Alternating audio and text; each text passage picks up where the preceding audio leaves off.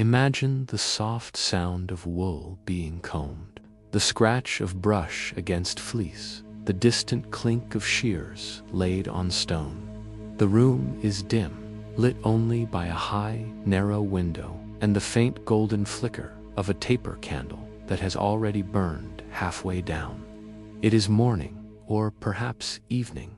Time flows differently in the quiet corners of a medieval monastic workshop.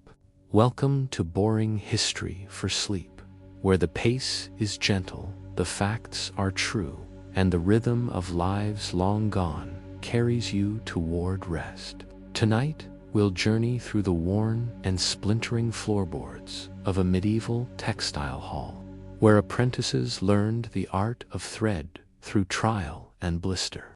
You'll walk in their shoes, rough leather, poorly stitched, and you'll see the world through the veil of fibers, spindles, and the scent of lanolin that never quite left their hands. This is a history of the invisible, of those who spun the world's clothing, but rarely appeared in its stories. Through the muffled sounds of looms, whispered instructions in cold corners, and robes heavy with meaning, we will drift from wool carders to court tailors, from protective patterns to the soft sweep of velvet along a bishop's feet. There's no rush. You're here now. Let's begin. The day would begin not with birdsong, but with the clanging of a monastery bell, low, heavy, reverberating across frost-covered rooftops. If you were a textile apprentice in the 13th century, the sound didn't mark prayer. Not yet. It meant labor. Labor long before sunbreak. Your hands, likely cracked from yesterday's soap root and lye, would pull on the same homespun tunic you wore the day before and the day before that. Its collar, stiff and still slightly damp, would scratch your neck as you made your way down the cold corridor toward the workroom. The monastic textile workshop was not what many imagine. No humming of machines or neat stacks of folded cloth. No comforting fires or soothing conversation. Instead, imagine a long stone room with arched ceilings that swallowed sound. The air was thick with dust and the earthy, slightly sour scent of untreated fleece. Wool clung to everything. Walls, tunics, eyebrows. The light was minimal, often just enough to make out the edges of your tools. If it was raining, as it often was, the corners of the workshop would drip quietly, and the damp would crawl across the floor like a second skin. Your first task, carding. Wool carding was the unglamorous beginning of every noble robe, every bishop's sash, every merchant's cloak. It meant taking greasy, tangled tufts of raw sheep's wool, still speckled with burrs, manure, and straw, and combing them again and again until the fibers were aligned.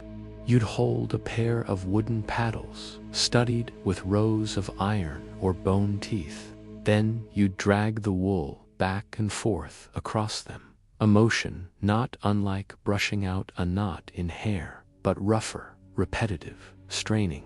Over and over, hour after hour, the paddles would bite your palms. The iron teeth might slip and rake across your thumb, and all the while, a soft overseer, often a monk with a voice barely above a whisper, would remind you to keep the rhythm even. That rhythm, it ruled your life. Card, drag, lift, switch. Card, drag, lift, switch.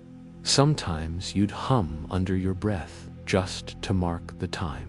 Sometimes others would join in, but softly, always softly. Loud noise was discouraged.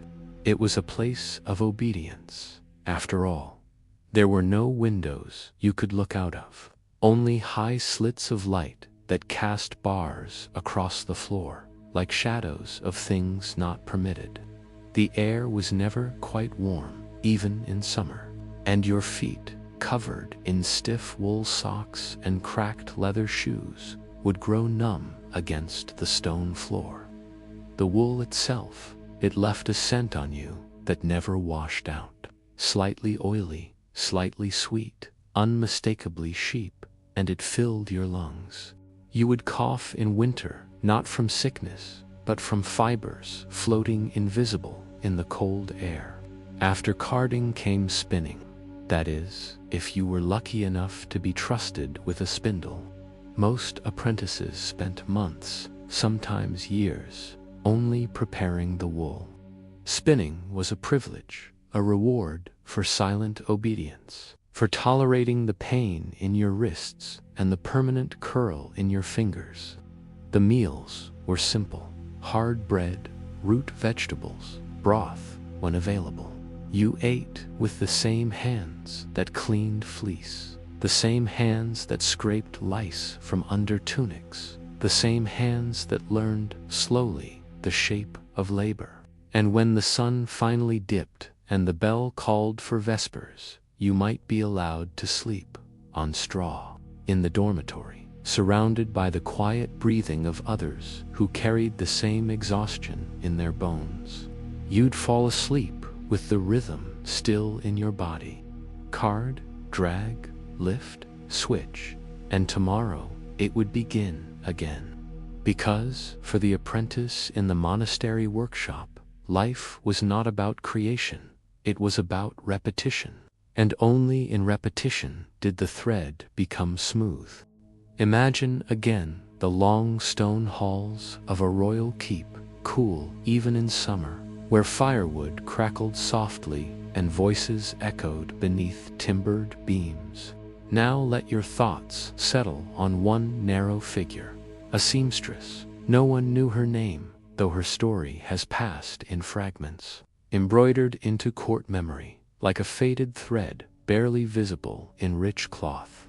She wasn't a lady. She wasn't born into comfort. She came from the looms and dye vats of the common town, where the river reeked of iron and sheep dung, and the weaving sheds filled the air with the dry rustle of raw wool. Her hands were always moving, shaping sleeves and hems with quiet patience, coaxing elegance out of coarse material.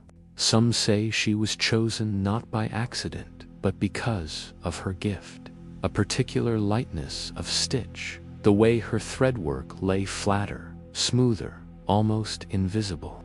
One cold morning, when a royal page galloped into town, bearing a torn ceremonial robe, damaged on a pilgrimage, snagged, perhaps on a thorny branch or a sharp saddle buckle, the abbot in charge of the monastic workshop sent her. She rode with him, they say, clutching her sewing box, nervous and silent. At court, they led her through halls richer than any dream. Walls hung with tapestries so thick they muffled her footsteps. Tables laden with carved ivory scissors and golden pins. And in one chamber, alone, under torchlight, lay the robe. Velvet, the color of crushed garnet, trimmed in sable, with one careful gash down the side. An insult to ceremony, a flaw in majesty. She stitched it, quietly, carefully, in a room without conversation, watched perhaps by a steward or a guard. And when the king entered, if he did, he may not have spoken, or perhaps he thanked her. But no one knows what was said. What we know is that after the robe was repaired, she did not return. Some versions of the tale say she was given gold and a cottage by the coast. Others say she was taken into service and embroidered royal garments until the end of her life, her name still unknown. A darker thread of the story says she vanished, as quiet as she had arrived, as though her very presence was not meant to last. But her stitches remained. Scholars have traced the repair. The robe, preserved in a northern abbey, shows a seam unlike the others, subtle, slightly curved, masterfully done, as though someone had shaped it, not just with thread, but with intention. a small act so perfect that it passed unnoticed, except to those who looked too closely. This was not uncommon in medieval life. For every knight whose deeds were recorded, there were dozens who cooked, mended, swept, and spun. Lives whose movements shaped the world, but whose names dissolved like fog. Her story reminds us of how often the anonymous hand becomes the invisible architect of beauty. And if she ever missed her village, the looms, the river, if she ever longed for simpler days with aching fingers and warm bread, no one recorded it. But in the silence of that hem, we might still feel her presence, lingering gently like a breath before sleep. As the candle burns low in that chamber of memory, let us turn now toward older truths still, those stitched not just in fabric, but in faith and belief, where thread was thought to carry more than color. Let your mind drift now, not to a place, but to a sensation, the feel of wool on skin, rough, warm, sometimes itchy, sometimes oddly comforting. In the medieval world, cloth was more than coverage. It was boundary, it was barrier, and to many, it was protection, in ways that went far beyond the physical. Across regions and centuries, garments were sewn not just for warmth, but for warding. Imagine a linen shirt bleached by sun and rinsed in the lice-soaked waters of a village stream. It appears plain, but hidden beneath the collar, stitched with brown thread just slightly darker than the fabric itself, are lines, not decorative, but deliberate. They might seem like lazy loops or stray marks to a hurried eye, but each one had a purpose, a symbol, a safeguard. These patterns, often passed from mother to daughter, from tailor to apprentice, were quiet things. Runes meant to bind good fortune, zigzag lines to trap wandering spirits, circles meant to ward off the evil eye. Sometimes they were borrowed from the church, sometimes, older still, from half-remembered folklore whispered in kitchens and over spinning wheels. A young boy's tunic might bear 3 straight stitches along the hem, never to be pulled, never to be cut, to protect him from illness. A bride's veil might carry a hidden knot at the nape of her neck, sewn there not by accident, but with quiet blessing against loss or betrayal. And a soldier's undergarment, tucked beneath chainmail or boiled leather, might hide a red thread sewn in the shape of a cross, a last resort between skin and sword. No one made announcements about these things. The symbols were humble, the rituals personal, but they were believed to work, or perhaps, more truly, believed to comfort. And comfort is a kind of armor, too. Then there were colors. In an age where dye was expensive and uncertain, choices held meaning. Blue was for purity, yellow for protection against disease, though, ironically, it was also the color of quarantine. Red could bring passion or drive away devils, depending on the thread and the region. In Eastern Europe, some mothers tied red ribbons around their infants' wrists to protect them from spirits who might steal a child in sleep.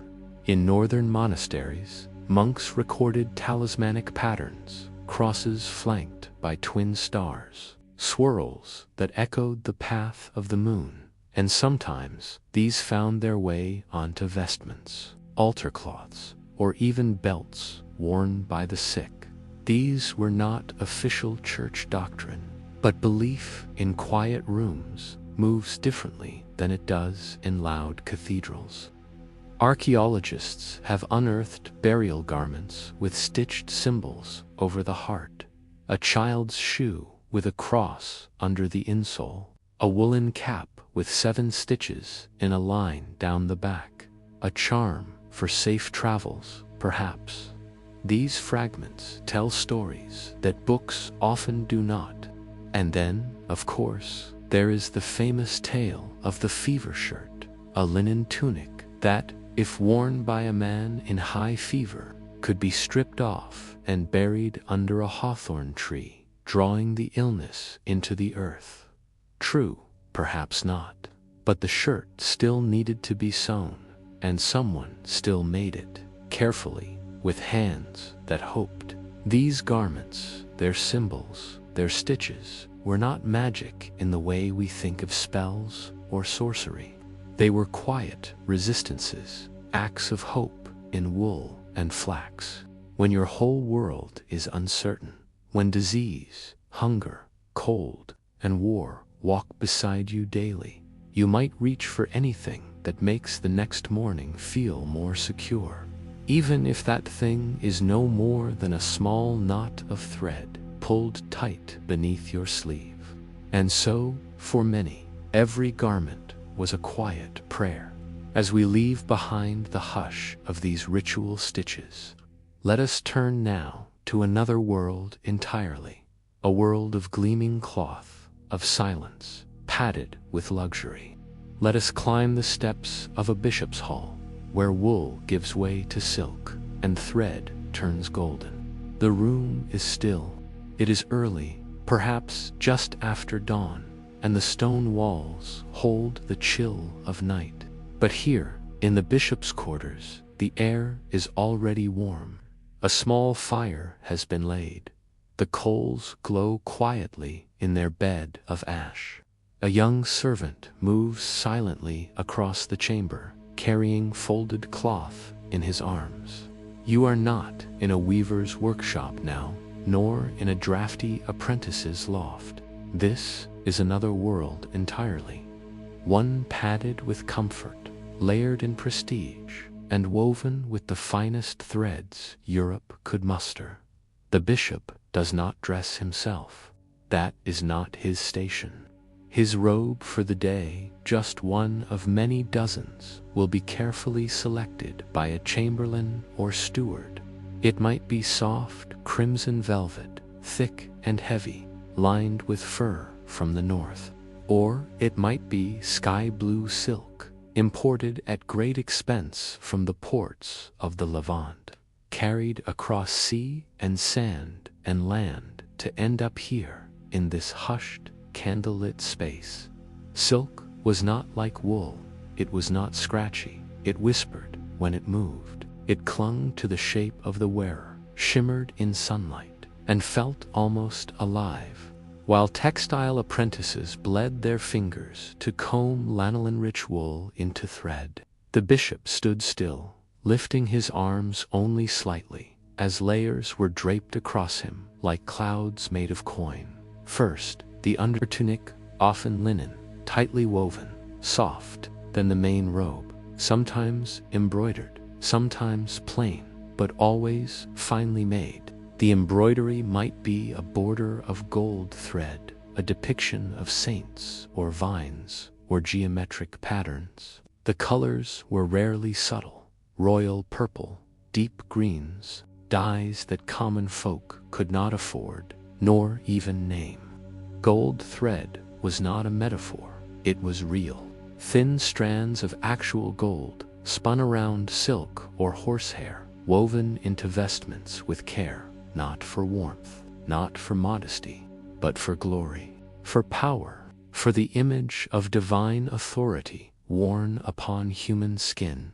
These garments were heavy, not just in weight, though some did require support, but in meaning. To wear them was to signal something: education, status, connection to the church, to Rome, to God himself. When the bishop walked through the nave, his robe trailed behind him like a banner. Children would bow, merchants would go silent. The cloth carried more than color. It carried centuries of hierarchy. The wardrobe of a bishop was vast. There were robes for feast days, robes for fasts, robes for coronations, for funerals, for preaching in the rain. Some had detachable linings, fur for winter, silk for summer. Some were perfumed. Others bore small inner pockets stitched with relics or fragments of parchment, private devotions hidden between folds. He did not wash them himself. That task belonged to others, and even then, such garments were cleaned with the gentlest hands and rarest soaps. A velvet robe might be brushed, not soaked. A silk alb might be aired for days, turned carefully over a rope stretched in the bishop's private garden. And while the bishop moved with calm, rehearsed dignity, the weight of these robes sometimes wore at him. Not physically, though they were not light, but emotionally. For every golden thread was a reminder of a promise, of a life meant to rise above, of sin held at bay, at least outwardly, by embroidery and expectation. Meanwhile, beyond the cathedral walls, a textile apprentice dipped her hands into cold dye, stirring the wool that would eventually become the underlayer for someone else's robe. Perhaps she had never seen silk. Perhaps she dreamed of it, or perhaps she did not. For the rhythm of her life, bent back, dyed fingers, spinning wheels, was a life of motion, of purpose. The bishop stood still. His garments shone, but it was her stitches, and those like hers, that kept the kingdom dressed, that wrapped the nobility in comfort, that lined the altars and cushioned the pulpits. As the bishop returns from vespers, his train held aloft by an acolyte, he passes under an arch embroidered with cloth made by someone who will never enter the cathedral except to scrub its floors. The walls remain silent. The velvet does not thank the hands that stitched it, but they are there nonetheless. In every hem, every thread, every seam, hidden beneath the surface of power. And now, as we draw this evening to a close, let us return to the stillness of the workshop, to the hush of hand and fiber, to the quiet dignity of those who spun the world into shape, even as they were bent over their wheels, fading with the candlelight. Sleep well, knowing that the history of cloth is not just one of luxury, but of labor, woven by those who worked unseen. The spindles rarely stopped. In a small, timber-framed workroom, just off the muddy main road of a town that barely had a name worth remembering. The day began when the light through the slats turned a shade less black than the night before. You wouldn't wake from comfort, nor from silence. You would stir when the sound of the master's footfall echoed on the creaking stairs, or when the apprentices began coughing from the cold, stale air. There was no curtain to pull aside, no fire to greet the morning, just a single wool blanket, damp with the breath of too many people sleeping in too small a space. You might reach to scratch a flea bite or run fingers through tangled hair, but not for long. The thread wouldn't wait. As a textile apprentice, your life was measured not in hours or days, but in the feet of yarn you spun, the number of skeins you twisted, and the times the master barked your name in frustration.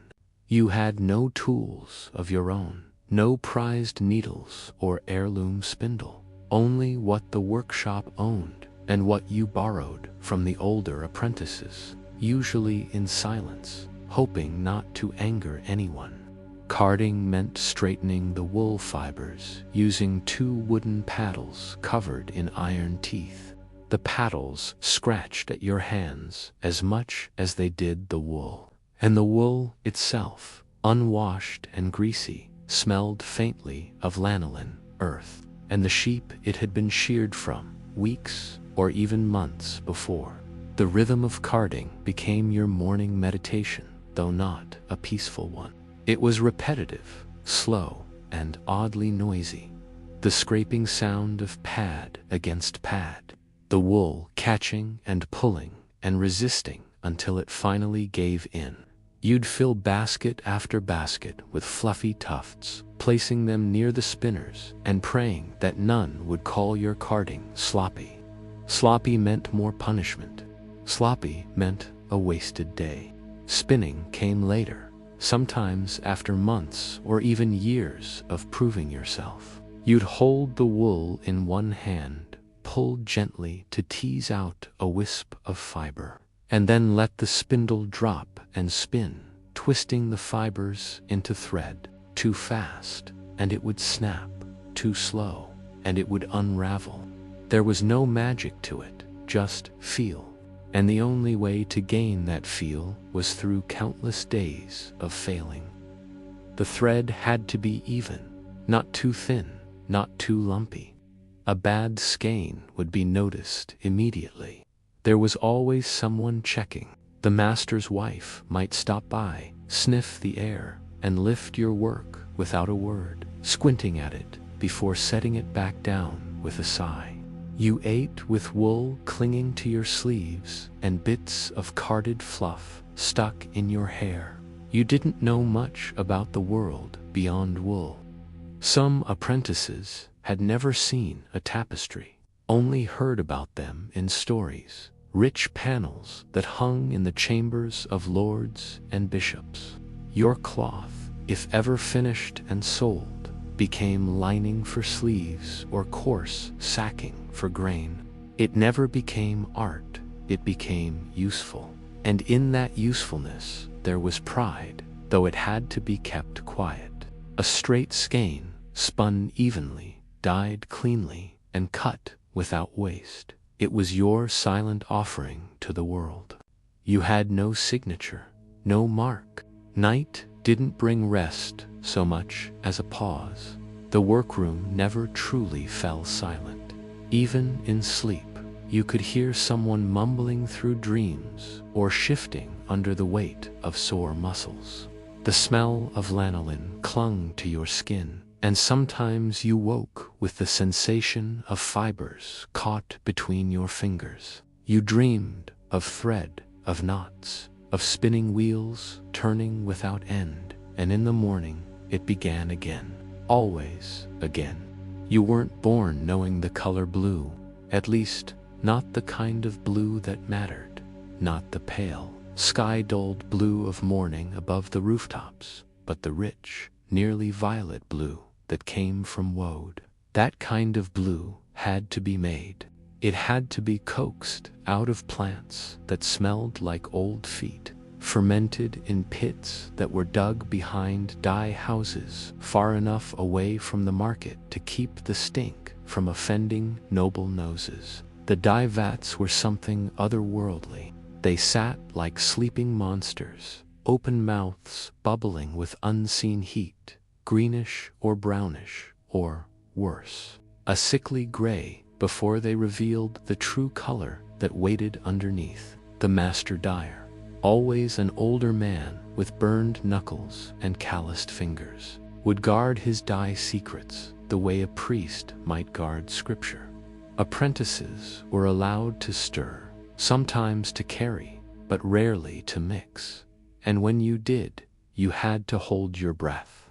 The smell of urine, rotted vegetation, and fermented pigment rose in thick waves that clung to your throat long after you de-walked away.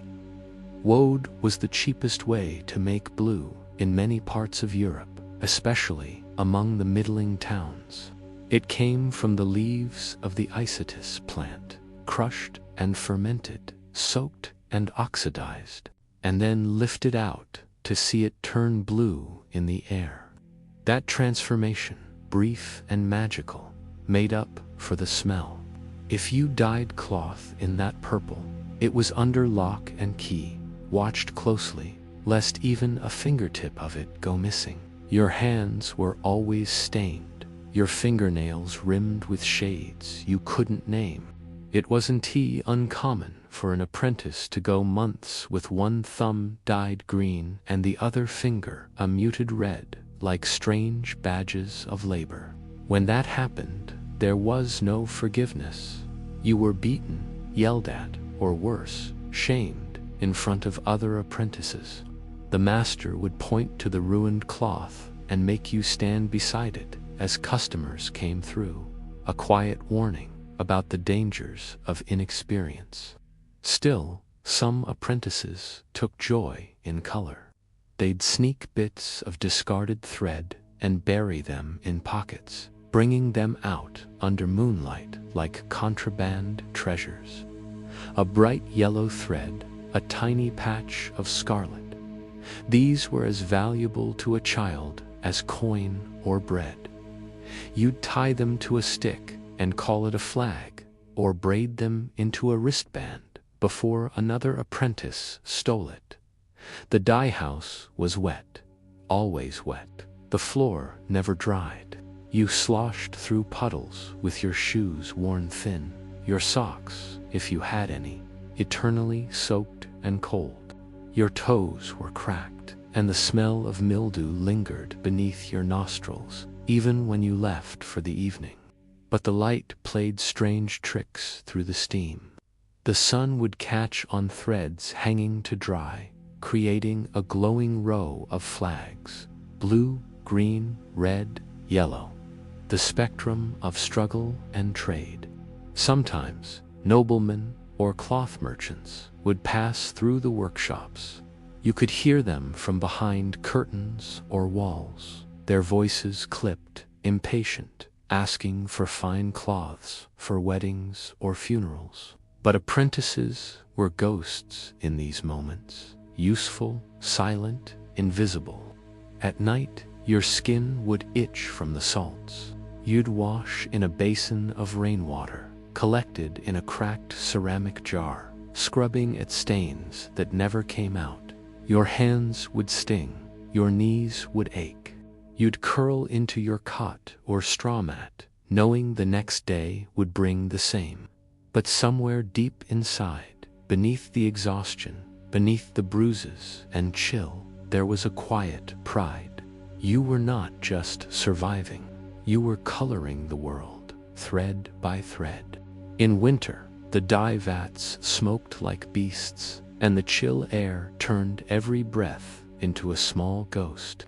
The apprentices arrived before the sun rose, boots cracking against frost-laced cobbles, fingers wrapped in thin rags. It lived in the stone, in the bones of the building, in your own marrow.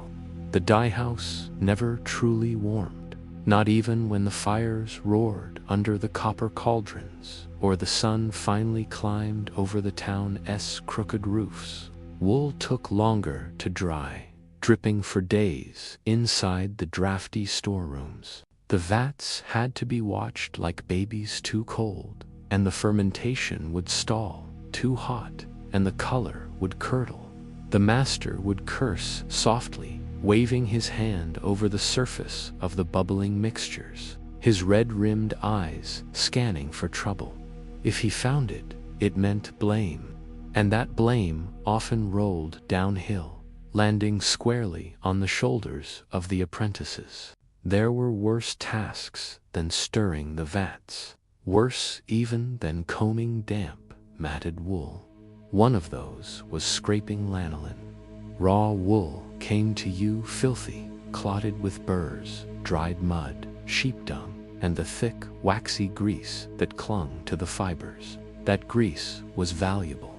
It was gathered and sold, used in candles and ointments. But before it could be sold, someone had to scrape it. That someone, more often than not, was you. Scraping meant hours bent over the sorting bench, a dull-bladed knife in hand, peeling the wool like some matted vegetable. It stank, it stuck to your skin, and there was no end to it. Basket after basket of the stuff piled by the door, brought in from nearby farms by men who treated apprentices like they were invisible, which, by all rights, they were. Some of the older boys played games to keep their minds sharp in the cold, but the younger ones, those barely big enough to lift the dye buckets, just shivered and nodded when spoken to. You remembered being that young, The way your fingers bled the first time you lifted wet wool too long from a steaming vat. The burn and the cold mixed into one terrible memory. You'd eat sitting on overturned barrels, the smell of vinegar and urine and wet dye still clinging to your hands, your clothes, your very breath. No one washed much in winter. The rivers were too cold and firewood too dear to waste on heating water for baths. You got used to the grime. You got used to everything. Once, one of the apprentices went blind in one eye from leaning too close to the fumes of an indigo vat. The master never admitted fault. The boy just stopped showing up. Apprentices were temporary. Dyes were forever. You weren't paid in coin, not yet. You were paid in knowledge, supposedly. But most days, it felt like the dye house took more than it gave. It took your warmth, your breath, your softness. It replaced it with hard skin, short answers, and the twitchy caution of someone who knew a spilled bucket meant a beating. Still, you stayed. Maybe because there was nowhere else to go. Or maybe because, once in a while, the dye house showed you something close to wonder. A batch of madderweed that bloomed perfectly, so rich and deep it made even the master go silent. And though the winters were long, and your toes numb more often than not, there was always a sunrise where steam curled from the vats like magic, and the light hit the dyed cloth just right. On those mornings, the dye house didn't feel like punishment. It felt like alchemy. And you, for just a breath, felt like a magician. Summer in the dye house was no kinder than winter, just cruel in a different register. The vats that once steamed to life in the cold now boiled under their own heat, and the air thickened with the pungent reek of fermented woad and stale urine. You sweat from the moment you woke to the moment you collapsed on your straw mat at night, your clothes damp with dye, skin stained in streaks of ochre, green, and blue. The stone walls radiated heat, and flies swarmed everything your food, your face. The damp bundles of wool stacked in corners like sleeping animals. There was no relief in the breeze. It carried the smell of the alleyway behind the dye house, where rinse water was dumped into the gutter, and the residue clung to the stones. You learned to stop smelling it after a time. Or perhaps you just blended into it, smelled of it, became it. Your body absorbed the scent of hot pigment and oily wool so thoroughly that you could no longer separate yourself from the building, or the trade, or the tools you wielded day after day. The dye house master grew short-tempered in the heat. His barks echoed across the open courtyard where you soaked and beat skeins into softness. He'd slap your hand if you worked too slowly or too quickly, as if he could sense the precise rhythm required for each task and was offended by any deviation. His son, barely older than you, but already acting the part of apprentice turned overseer, carried a rod and a look of bored cruelty. He rarely beat anyone, but he didn't have to. A glance from him was enough to set you trembling with effort. The work never stopped.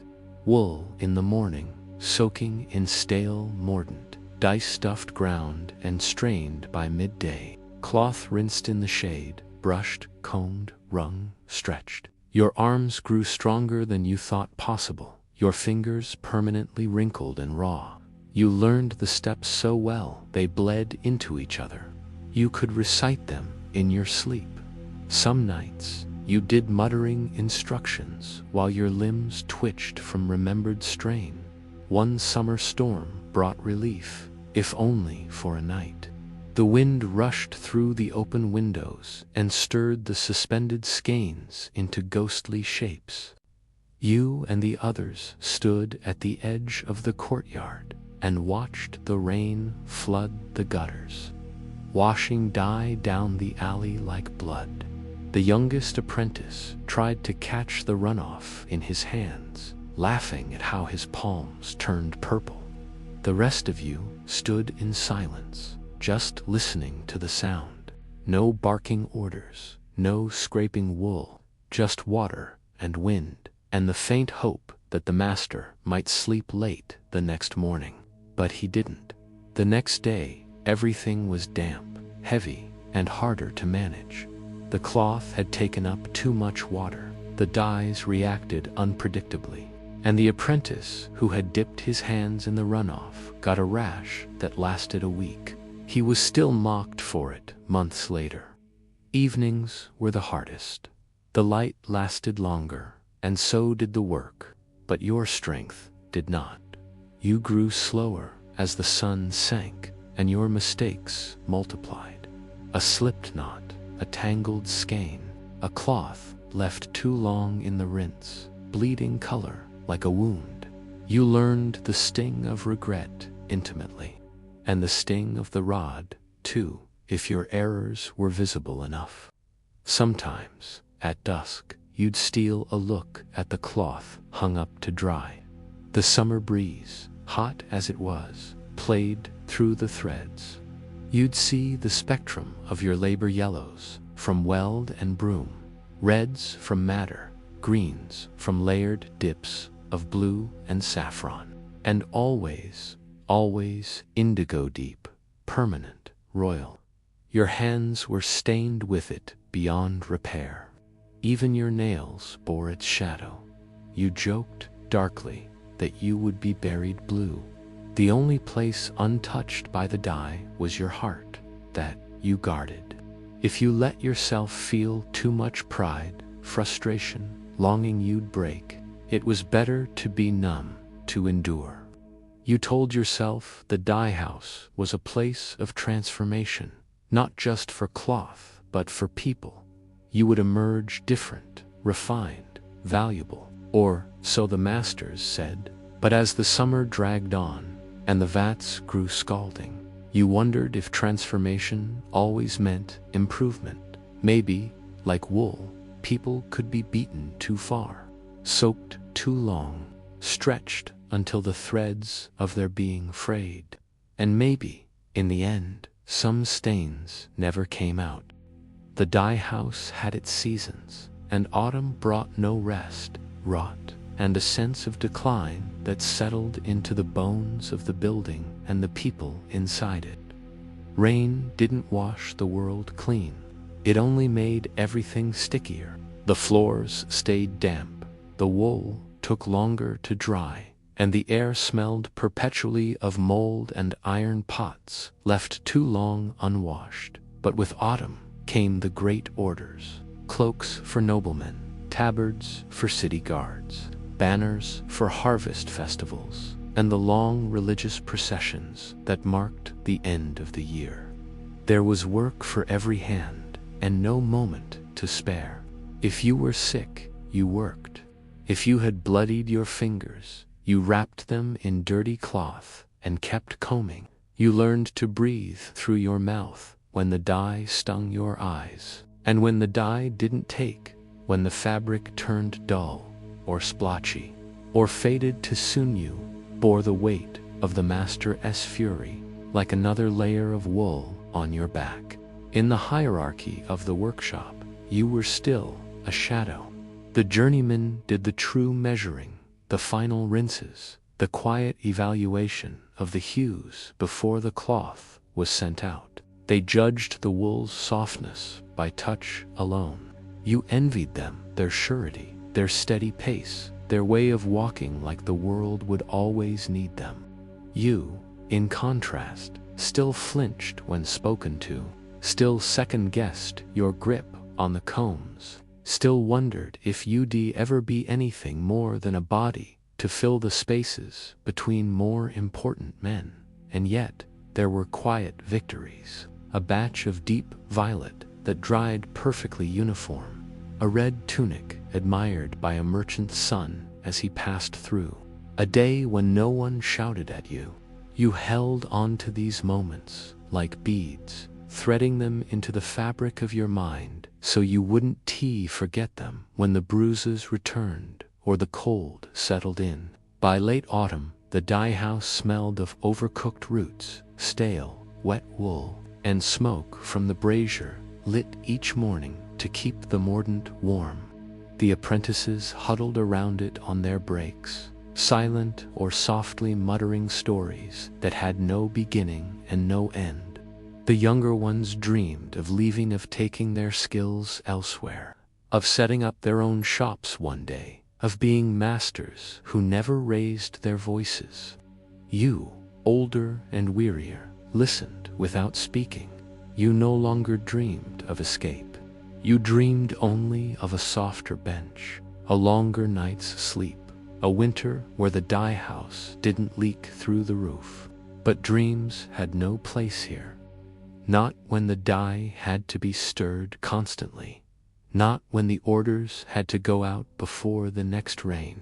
Not when a single ruined bolt of cloth could mean no supper for the apprentices. You worked until your back ached and your hands curled in on themselves at night. Sometimes you couldn't straighten them until midday, and still you worked. The master grew more erratic with the season. He muttered to himself more often, squinted at colors as though suspicious of them, and reprimanded the journeyman with sharp, brittle words that cracked like frost on old leather. His son kept his distance now, grown sullen and distracted. You didn't know if it was true. You didn't dare ask. One evening, as the wind howled against the shutters and a fire burned low in the back room, the master gathered everyone in silence. No speeches, no punishments, just a simple piece of cloth held up-dyed, so perfectly blue it seemed to glow in the low firelight. He stared at it for a long time. Then he handed it to you. You didn't understand at first. You looked to the others, waiting for the punchline or the explanation. None came. The master turned and walked away. The cloth remained in your hands, still warm, still damp at the corners, and impossibly perfect. That night, you lay awake on your straw mat, the cloth folded beside you. You didn't dare touch it again. You feared you might stain it somehow, ruin its perfection. But it was yours, even if only for a moment. Proof that you had done something right, that you were more than a shadow. The next morning, the cloth was gone. Taken, no doubt, for delivery. Nothing was said. No one mentioned it. And yet, something had shifted. The master no longer watched you so closely. The journeyman no longer corrected you quite as often. And the next time the indigo vat had to be prepared, they let you do it alone. You didn't smile. Smiles were rare here. But you felt something tighten in your chest, then loosen, as if a knot had finally been pulled free. Autumn pressed on, cold and damp and unkind, but you moved through it with a little more steadiness. The dye house had not yet swallowed you whole. You had stained it back. Winter in the dye house came without ceremony. There was no feast to welcome it, no fire large enough to soften its grip. It arrived slowly, silently, like frost crawling into the corners of an unused room. The vats cooled too quickly now. Steam rose in ghostly trails from every pot, and no one complained when the apprentices stood a little longer near the fire. But there was no warmth that could reach the toes when your boots had holes. No comfort when the wet wool froze stiff before it dried. The dye house, already a hard place, became unyielding. Your hands cracked first, then your lips, then the skin behind your ears, where salt and sweat had always gathered.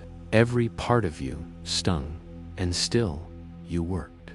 The blue vat had to be stirred just as often.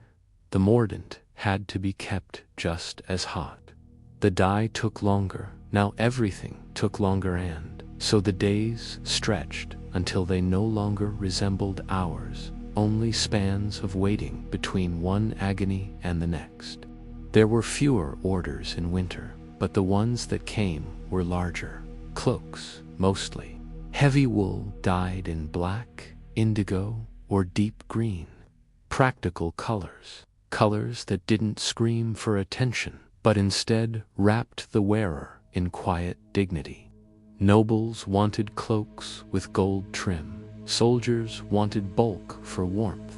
Monks sent silent boys with scrolls tied in wax, ordering bolts of undyed fabric to be delivered to the abbey by midwinter. Everyone prepared for the cold in their own way. In the dye house, there was no preparation, only endurance. One of the older journeymen collapsed by the brazier during a snowstorm. He had been coughing for weeks. The master ordered him taken to the back, but no one ever saw him again. His name was not spoken. The dye house did not stop. You picked up the work he left behind, just as others picked up the work of those who vanished before him. The dye house did not allow gaps. Sometimes, at night, the silence outside was so thick it seemed to press against the walls. You lay on your back and listened to your breath, wondering how you had become so used to pain, too cold, to being invisible. But then your fingers curled around the memory of that perfect blue cloth. You still remembered the weight of it, the shimmer of color in firelight. It had been real. You had made it. That meant something, even if only to you. The master's son was quieter now, rarely speaking, even when spoken to.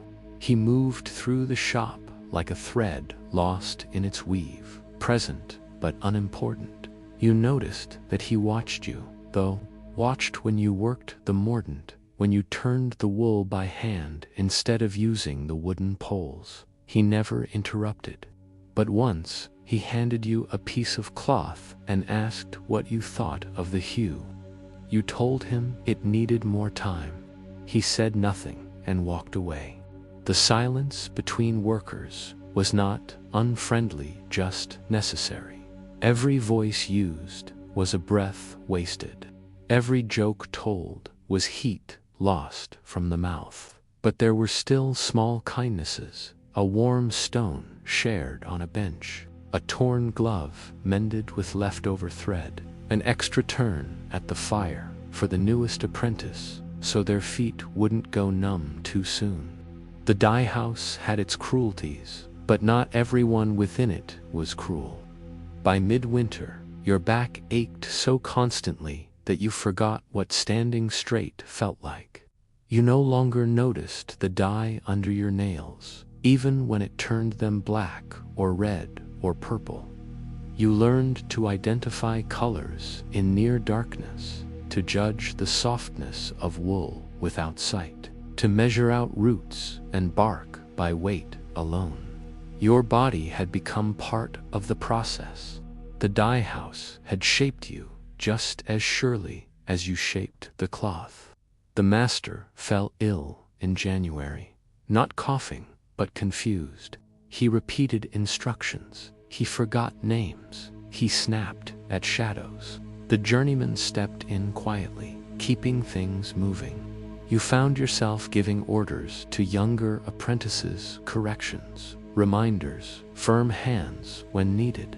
No one told you to be. It simply happened, as all things did in the dye house, slowly, without permission, and because there was no other choice.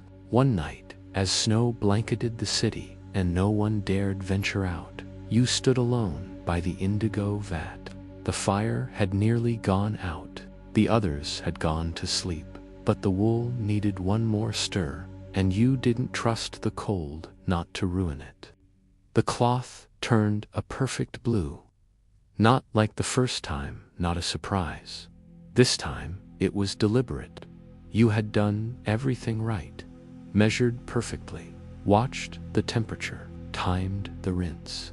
You smiled not wide, not with joy, but with the quiet satisfaction of someone who had once been nothing and was now something.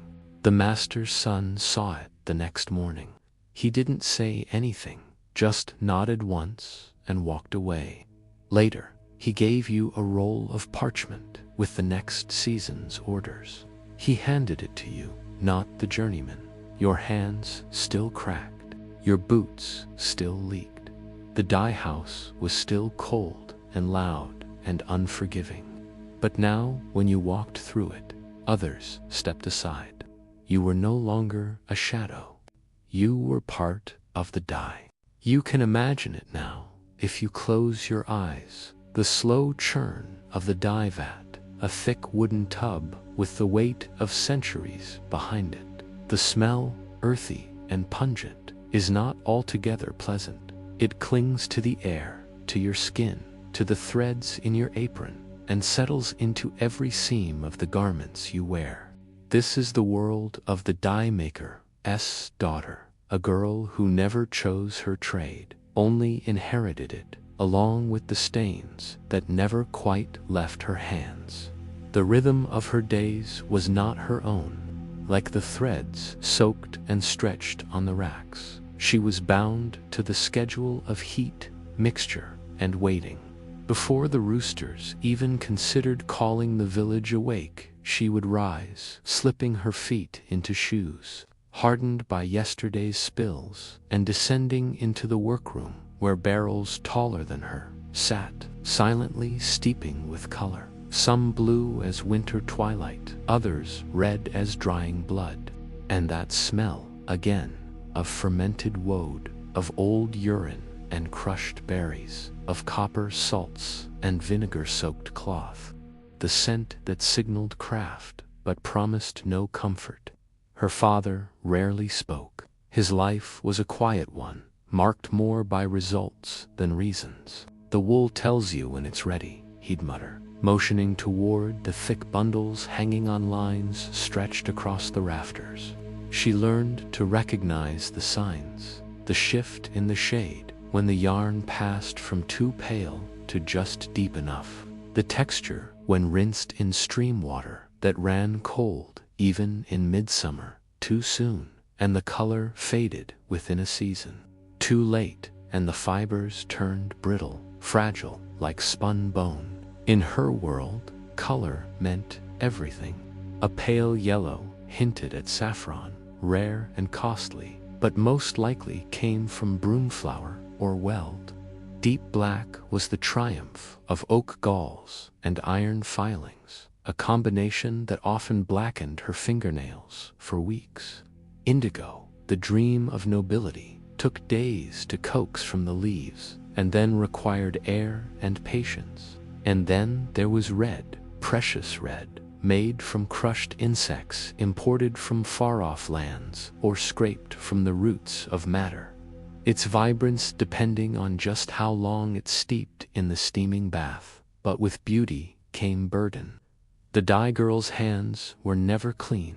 Her fingers, once small and nimble, became cracked from lye and potash. Her arms bore permanent blotches of greenish tinge from careless splashes.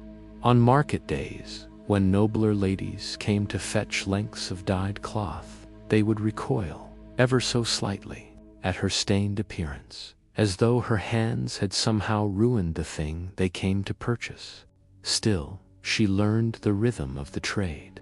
She spoke softly to the vats, believing, perhaps, that the cloth absorbed more than just pigment.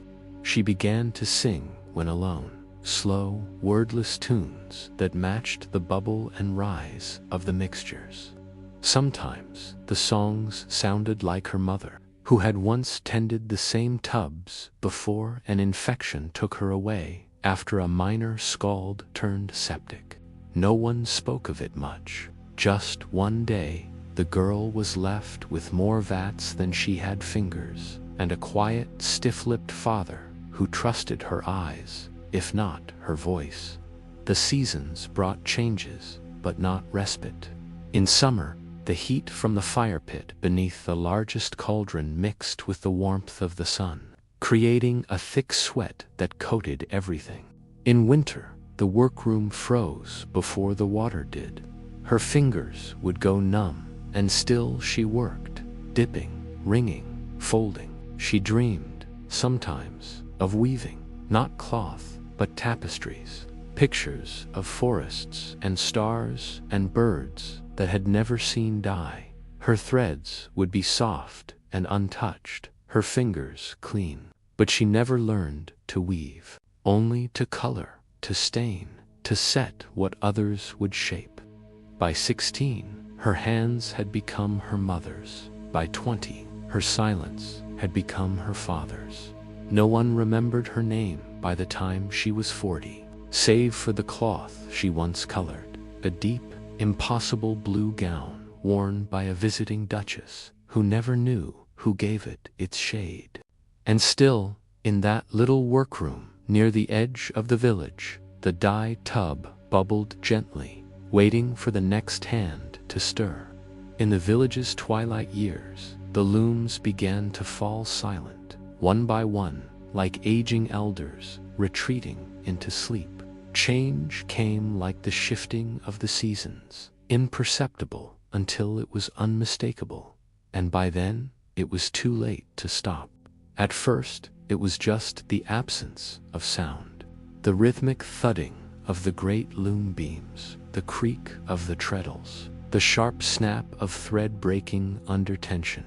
These had once formed the village's ambient song. Even those who did not weave had grown used to it, comforted by its steadiness, its unrelenting industry. But gradually, the looms paused, some from the lack of hands, others from the loss of need, and some simply because the wood had grown too warped with years of tension to bear the weight of one more bolt of wool. The master weavers were the last to notice, or rather, the last to admit what they saw. Their apprentices had dwindled, the young no longer eager to learn a trade that promised only blisters and blindness. The dye vats sat cool for longer stretches. Fewer merchants visited the cloth hall, and even fewer buyers returned.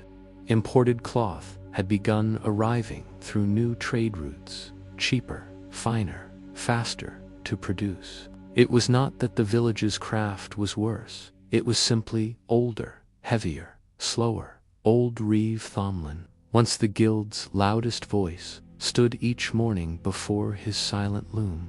His hands still moved, out of habit, or perhaps hope. He adjusted imaginary heddles, tightened tension that no longer existed, but his shuttle had stopped years ago. No orders had come since the summer the abbot died. The church had been their largest customer, buying swaths of undyed linen for altar cloths, robes, and shrouds. Now, imported silks and brightly woven foreign fabrics lined the cathedral chests. The monks called it progress. The cloth hall, once alive with bolts draped from rafters and chatty gossip between rival weavers, became a quiet, dust-laden vault. The long wooden table, where dye recipes were whispered, its last entries written in a hand trembling from age. One by one, the apprentices left, some to find trade in towns where cloth still held sway. Others abandoned the spindle altogether, choosing instead to labor in the growing cities among brick and soot and machine-sung rhythm. The last apprentice, a boy with crooked teeth and a soft heart, had lingered longer than most, but even he, after years of waiting for work that never came, left behind his half-finished tunic and the bobbins his mother had carved. By then, the looms no longer wept. They simply sat, empty frames, holding silence. Dust gathered on the warp beams. Mice made homes in the wool sacks. Rain leaked through the old tiled roof, staining the floorboards where the spinning stools once stood. But not all sound vanished. At dusk, when the sun slanted just so, old Mistress Alwyn would return to her corner stall. Blind in both eyes, fingers twisted with arthritis, she no longer wove for sale, only for memory. With a small hand loom and a single spindle, she twisted scraps of leftover thread into narrow bands of color. She said each one told a story of births, of deaths, of winters too cold to remember clearly. The children came to listen, though they never learned to spin. It wasn't that the village forgot how to weave. It was that the world no longer asked it to. The tools remained, the looms, the spindles, the vats, the combs, but they became relics, not instruments. Like an old tune no longer sung, the craft retreated into silence. The abbey bell still rang at midday, but it no longer signaled break for the dyers. The mills still turned with the stream, but their gears had been repurposed to grind flour. Some said it was sorrowful, others said it was simply time. Trades rose and fell, like crops, like kingdoms. Perhaps what mattered was not that the looms had stopped, but that they had once sung for centuries, echoing through generations. In a tiny, nearly forgotten corner of the village, behind a shuttered workshop door, an old weaving sat in dust. Its threads, though faded, still clung to the loom's embrace. Blue like early twilight, red like memory, brown like soil after rain, a fragment of life, woven when hands still remembered what the world once needed. And so the village rested, a place where once, under wooden beams and beside creaking dye tubs, fingers had danced, until the day the dance was no longer needed. In winter, the dye vats smoked like beasts, and the chill air turned every breath into a small ghost. The apprentices arrived before the sun rose, boots cracking against frost-laced cobbles, fingers wrapped in thin rags. It lived in the stone, in the bones of the building, in your own marrow. The dye house never truly warmed, not even when the fires roared under the copper cauldrons, or the sun finally climbed over the town's crooked roofs. Wool took longer to dry, dripping for days inside the drafty storerooms. The vats had to be watched like babies too cold, and the fermentation would stall, too hot, and the color would curdle. The master would curse softly, waving his hand over the surface of the bubbling mixtures, his red-rimmed eyes scanning for trouble. If he found it, it meant blame, and that blame often rolled downhill, landing squarely on the shoulders of the apprentices. There were worse tasks than stirring the vats, worse even than combing damp, matted wool. One of those was scraping lanolin. Raw wool came to you filthy, clotted with burrs, dried mud, sheep dung, and the thick, waxy grease that clung to the fibers. That grease was valuable. It was gathered and sold, used in candles and ointments.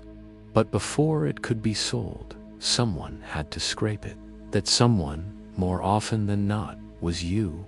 Scraping meant hours bent over the sorting bench, a dull-bladed knife in hand, peeling the wool like some matted vegetable.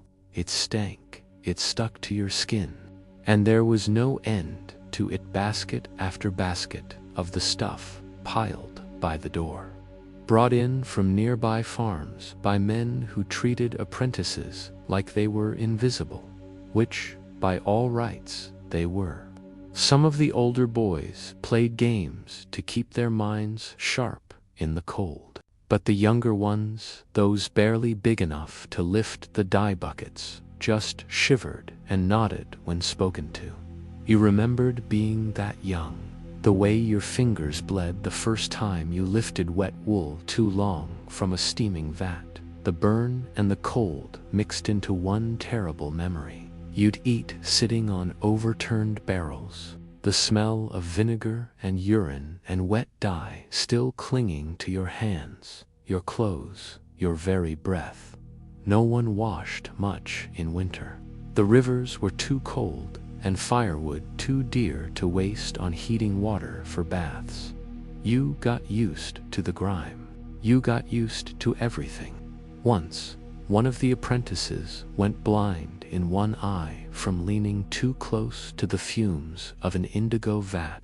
The master never admitted fault. The boy just stopped showing up. Apprentices were temporary. Dyes were forever. You weren't paid in coin, not yet. You were paid in knowledge, supposedly. But most days, it felt like the dye house took more than it gave. It took your warmth, your breath, your softness. It replaced it with hard skin, short answers, and the twitchy caution of someone who knew a spilled bucket meant a beating. Still, you stayed. Maybe because there was nowhere else to go. Or maybe because, once in a while, the dye house showed you something close to wonder. A batch of madderweed that bloomed perfectly, so rich and deep it made even the master go silent.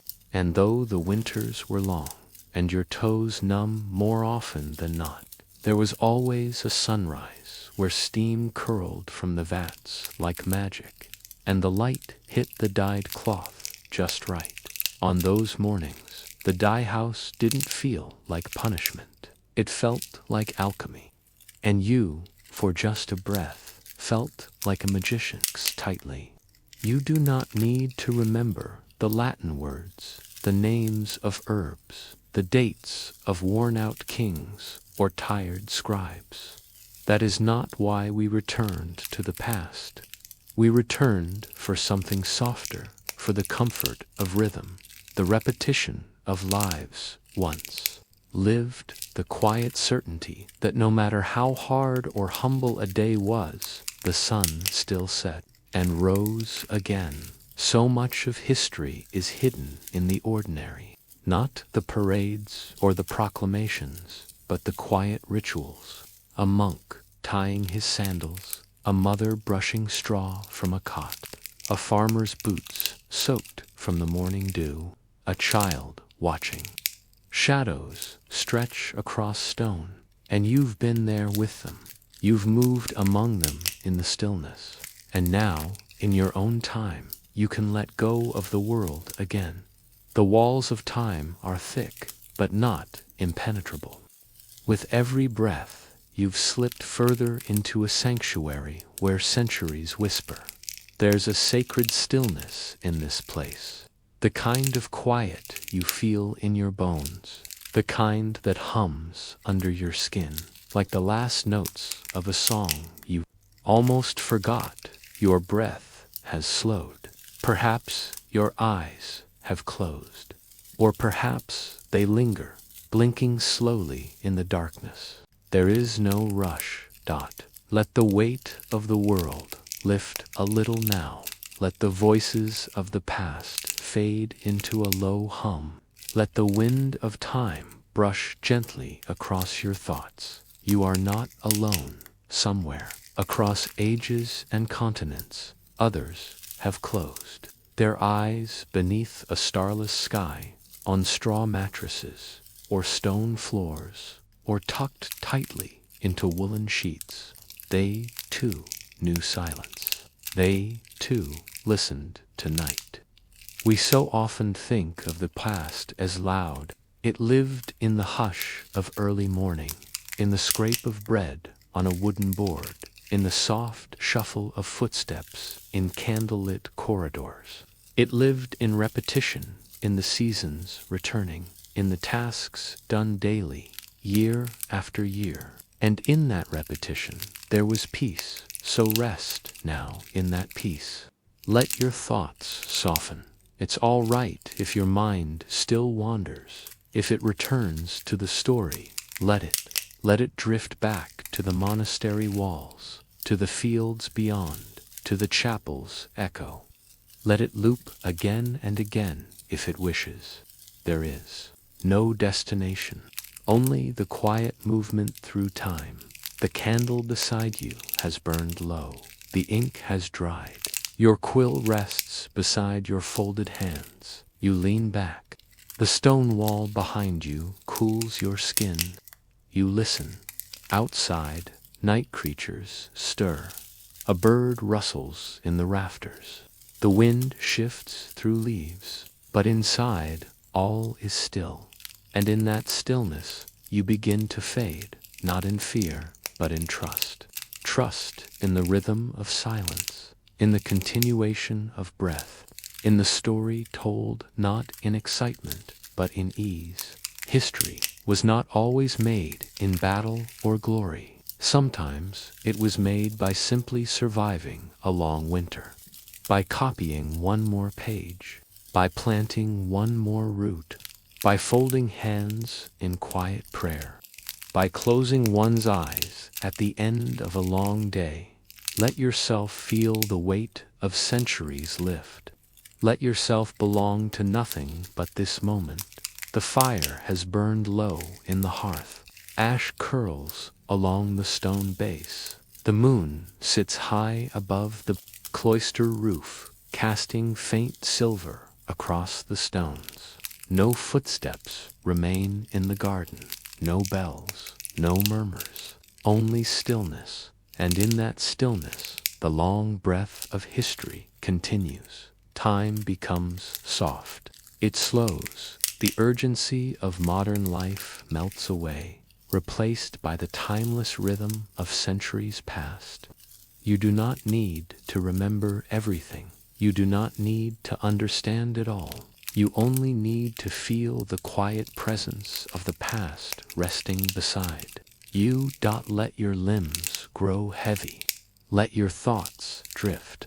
Let the night take you gently. The hum of history is like a lullaby, steady, soothing, slow.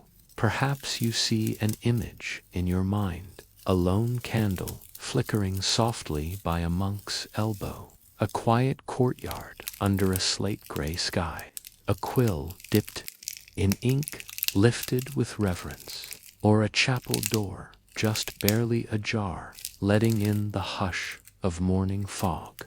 These are the corners of history that soothe rather than stir. And still, even now, there are echoes not of voices, but of presence. The gentle hush of cloistered routines, the steady rhythm of feet on cold flagstones, the unbroken silence of stone arches bowing overhead. You have been walking through one long twilight, one long corridor of forgotten footsteps, and now you can pause, rest, breathe. There is nothing more to do. The work of the day is done. The past has been honored in this room, beneath these words, beneath this history. You are safe. You are still. You are home. And when your thoughts drift once more, they may return to this sanctuary, this echo of lives once lived, this comfort wrapped in old linen, old parchment, old prayer. This is the end of this story, but not the end of rest. Let the quiet take you. Let the hum of time carry you. Let the stillness of centuries soothe you. You do not need to stay awake for the rest. We will still be here when you return, when the next night falls, when history calls again, not loudly, but gently. And if you listen, you'll hear it in the shuffle of straw, the sigh of old stone, the scratch of a quill, the echo of bells long silenced, and the softness of a single breath before sleep. Good night, sleep well. The past is at peace, and now, so are you. The story ends, but the silence remains. You have walked stone corridors, tended soft soil, tasted bread baked centuries ago in imagination, and listened to the echo of prayers you never needed to say aloud. You have sat by the flicker of candlelight, your fingers stained with ink, that never dries in your memory. And now, as the final thoughts fade, you find yourself still, not empty, but calm. History does not shout. It hums, it rustles, it sighs. And if you listen closely, as you have tonight, it guides you gently toward rest. Tonight, you stepped through portals made not of wood or glass, but of memory and soft narrative. You wandered dusty courtyards and cold cloisters. You traced the edges of old manuscripts with your imagination. You smelled the earth after medieval rain. You heard the pages turn in the quiet of distant libraries. You paused beside weathered fountains where monks washed their hands before prayer, and you lingered in the stillness of stone-walled rooms that held only candlelight and time. You followed stories not for their excitement, but for their rhythm. And now that rhythm continues, not with words, but with breath. A slow inhale, a deeper exhale. The way history rests in the folds of silence, you too can settle into the folds of night. The monks have gone to sleep. The bells have stopped ringing.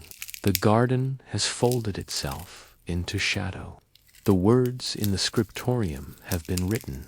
The candles have gone out, and the night has deepened. And here you are, somewhere between then and now. There is no need to hold the facts tightly. You do not need to remember the Latin words, the names of herbs, the dates of worn-out kings or tired scribes. That is not why we returned to the past. We returned for something softer, for the comfort of rhythm, the repetition of lives once lived, the quiet certainty that no matter how hard or humble a day was, the sun still set and rose again. So much of history is hidden in the ordinary, not the parades or the proclamations, but the quiet rituals. A monk tying his sandals, a mother brushing straw from a cot, a farmer's boots soaked from the morning dew, a child watching. Shadows stretch across stone, and you've been there with them. You've moved among them in the stillness. And now, in your own time, you can let go of the world again. The walls of time are thick, but not impenetrable. With every breath, you've slipped further into a sanctuary where centuries whisper. There's a sacred stillness in this place.